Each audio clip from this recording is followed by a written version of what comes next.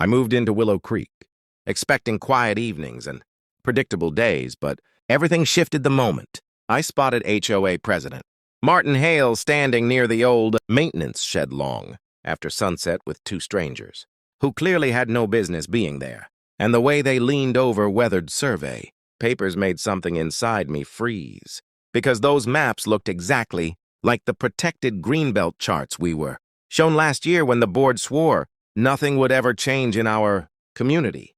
And yet here they were tracing lines across the creek side like it was personal property, with Martin pointing at sections in a way that felt rehearsed, intentional and deeply wrong. And even from my hiding spot behind the fence, I could see him hand one of the men a thick envelope that sagged with weight, almost like it was stuffed with cash, and that single moment punched a hole straight through the safe picture I had painted about this neighborhood. Because if the HOA president was secretly selling off land meant for everyone, then none of us were safe from whatever came next. And I swear, the air around me felt heavier when a dry twig cracked beneath my shoe and Martin's head whipped around with this sharp animal alertness that made my heart jam against my ribs, while his flashlight beams sliced randomly across the backyard, shadows searching for whoever was close enough to witness something they were never supposed to see. And I crouched lower barely, breathing, praying he would walk away, because in that instant, even the soft night breeze felt like it could betray me. And I realized that if he spotted me, there would be no easy explanation, no simple excuse, no friendly neighborly conversation.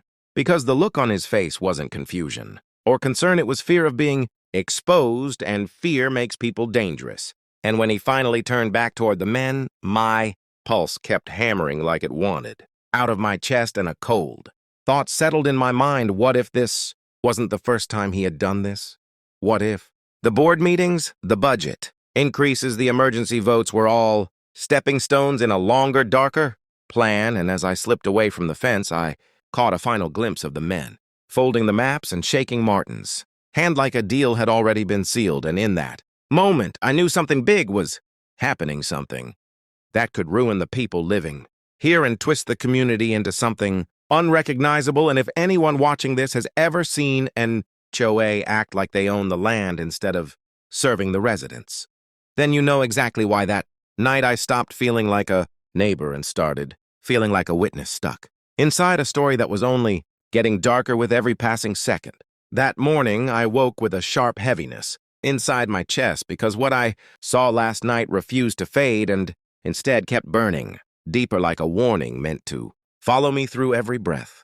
And as I stepped outside, the air felt different, too quiet, too controlled, like the whole neighborhood was pretending nothing strange had happened, even though something massive was happening right under everyone's nose. And when the HOA newsletter pinged my phone, it carried a message that felt like a carefully crafted lie wrapped in official language, stating that the Greenbelt would be closed for temporary inspection due to routine environmental concerns. And those words hit me like a punch, because last night, Martin was not doing any kind of inspection. He was sealing a deal, and now the email felt like a shield built to hide exactly what he was trying to erase behind our backs. And as I walked toward the creek, the red boundary flags that appeared overnight were fluttering stiffly in the wind, marking land that had never been marked before, and it was like seeing stitches drawn across a wound nobody knew existed. And standing near the trail was Martin with a clipboard, holding it like a prop, like a costume piece. He needed to look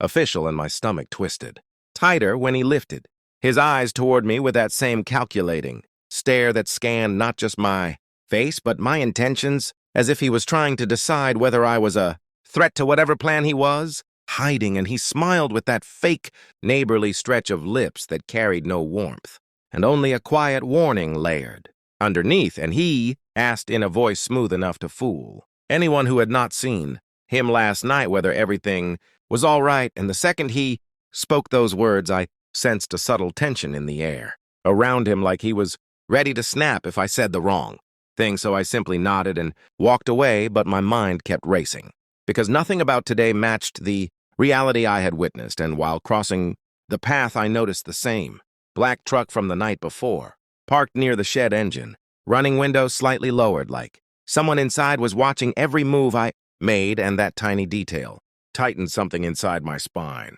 Because people who monitor you without asking questions are not people who work for the community. They are people who work for someone hiding the truth. And as I hurried back home, I could not shake the feeling that Martin already suspected I had seen more than I should have, and that if I did not figure out exactly what he was planning, the damage would not only hit the land behind, our homes, but also everyone living here, including me. And if anyone listening has ever felt that sinking realization that your HOA is protecting something darker than rules and fines, then you know exactly how my hands kept shaking long after I closed my door and tried to breathe, normally inside a house that suddenly did not feel safe anymore.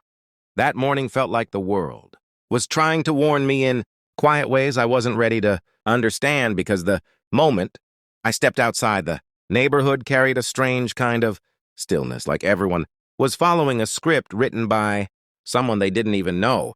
And the more I walked, the more I realized how perfectly every detail had been arranged to hide something enormous, because the new construction markers lining the West Trail weren't there yesterday yet now. They stood tall like silent guards claiming land that belonged to all of us, and the HOA sign taped to the notice board claimed it was just a routine improvement project. But the neat wording felt like a blanket placed carefully over something ugly, and the weight in my stomach grew sharper when I saw the same contractors from last night unloading equipment near the creek, their movements quick and coordinated, like they already knew what they were building and who they were building it for. And when I approached the path, Martin appeared from behind the utility shed, holding a stack of documents pressed against his chest like he didn't want anyone to see what was inside. And the second his eyes locked onto mine, I felt his gaze pushing into me, searching, testing, trying to measure whether I still believed the lies he sent out this morning. And before I could even speak, he greeted me with that familiar softness in his voice, the kind that sounded friendly only to people who never paid attention. And he asked if I'd received the newsletter because he wanted the community to feel informed and supported, and the hypocrisy of that sentence nearly made me laugh, because last night he wasn't supporting anything except his own pockets and the men paying him under the table. And as he spoke, the wind shifted, and I caught the smell of wet soil, freshly dug, the kind that comes from ground, disturbed in a hurry, and behind him orange markers ran through the trees like someone had drawn a map of something they didn't want us to see. And when I stepped closer, the men by the truck stopped talking and stared at me with the kind of stillness that wasn't curiosity but calculation. And I realized then that this wasn't about land. This wasn't about improvements. This was about control and silence and covering tracks before someone like me connected the dots. And for a moment, I felt my heartbeat crawl up into my throat, because I could tell Martin was waiting for me to slip, to reveal that I knew too much, and that if I did, he would make sure I never got close to this place again. And when I finally walked away, my legs shook, because the truth was no longer something distant. It was right here, breathing against my neck with every step. And if anyone listening has ever felt the moment when your neighborhood stops feeling like home and starts feeling like a trap, then you know exactly why I kept looking over my shoulder, praying no one was following me on my way back inside. That evening, the sky hung low and heavy over the rooftops, like it knew something was shifting beneath the surface of our quiet streets. And as I stepped outside again, I noticed how the neighborhood seemed to breathe differently, with every porch light flickering on, almost in sync, as if everyone felt the same unease but couldn't name it yet. In the moment I reached the trail, I saw fresh tire marks pressed deep into the dirt, the kind left by trucks that shouldn't be here after HOA hours. And that small detail tightened something inside my chest, because every rule in this place was strict except the ones Martin broke for himself. And when I moved closer to the creek, the air felt colder, the way it does when a place remembers something it wasn't supposed to witness. And in the distance, I spotted a small group of men standing near the temporary fence, whispering fast, low words while checking a stack of rolled-up blueprints. And before I could make sense of anything, Martin emerged from behind them holding a flashlight, even though there was still enough daylight to see, and his expression carried that same rehearsed calm layered over a sharpness that warned me I shouldn't be here right now. And he walked toward me with slow, deliberate steps, the kind meant to shrink the space between us while growing the pressure inside my ribs, and he asked, in a tone too soft for the situation, if I needed help because these areas were restricted for safety reasons, and the way he said safety felt like a joke because everything here was a danger he created himself, and the men behind him paused their work to watch me in perfect stillness, and I felt the weight of their eyes crawling across my back like a signal that stepping any closer would be the kind of mistake you don't get to repeat. And when I told Martin I was just walking, he tilted, his head slightly like he was testing my voice, searching for cracks that could betray what I knew. And right then, one of the blueprints slipped from the worker's hands and opened across the dirt, revealing a detailed map of the Greenbelt, divided into numbered plots each, marked with a name that wasn't from this community, and before Martin could block my view, I saw a signature, scribbled at the bottom, one I recognized from every HOA meeting. Agenda he ever printed his own. And my breath caught because this wasn't just shady business or a quiet boundary adjustment. This was a full-scale sale of public land, signed sealed, hidden in plain sight, and when he quickly stepped between me and the blueprint, I saw a flash of panic behind his practiced smile, the kind of fear a man carries only when he realizes the wrong pair of eyes has seen the truth. And in that moment, I felt something shift inside me because whatever line I crossed last night was nothing compared to the one I just stepped over now. And as I turned away, I sensed movement behind me, like someone taking a step in my direction. And for a heartbeat, I truly believed they weren't going to let me leave this trail. And if anyone listening has ever felt that chilling moment, when your instincts scream run before your mind even understands why, then you know exactly how fast my legs carried me home before the darkness could catch up to me. That night, the wind felt louder against the windows, like the whole neighborhood was warning me to stay awake. And as I paced across my living room, the shadows stretched differently, almost leaning toward the walls like they were listening, and my phone kept buzzing with silent notifications from the HOA app, messages that were identical, short and sterile, reminding residents not to approach the Greenbelt due to ongoing structural concerns. And every time the alert popped up, I felt my stomach twist because I knew those concerns were manufactured lies built to keep us blind while Martin moved his operation in deeper. And when a soft thud came from my porch, I froze for a moment before lifting the curtain just enough to see a folded HOA notice taped to my door, glowing faintly under the streetlight like a threat, pretending to be paperwork. And when I opened it, the words felt colder than the air outside, stating that I had violated Section 4B for entering a restricted zone, and that further non-compliance would lead to formal action.